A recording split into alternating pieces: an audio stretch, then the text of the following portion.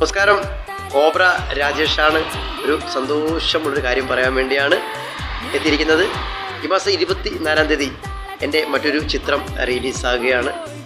തീർച്ചയായിട്ടും ഞാൻ ഇതുവരെ ചെയ്ത കഥാപാത്രം വ്യത്യസ്തമാണ്. സൂപ്പർ ജുമിനിലെ എൻ്റെ കഥാപാത്രം.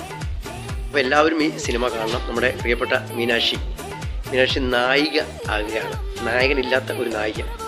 അത്ര ഒരു വ്യത്യസ്തമായൊരു കഥയാണ്. തീർച്ചയായിട്ടും നമുക്ക് എല്ലാവർക്കും പഴയ ആ ഒരു കാലഘട്ടം, അപ്പൂപ്പനും അമ്മയും ചേച്ചിയും കൂട്ടുകുടുംബവും ക്ലബും വഴിയോരയും നടപ്പാതയും അങ്ങനെ എല്ലാം വീണ്ടും വീണ്ടും കാണുവാൻ നമുക്ക് മനസ്സ് തോന്നിക്കുന്ന ഒരു സിനിമയാണ്.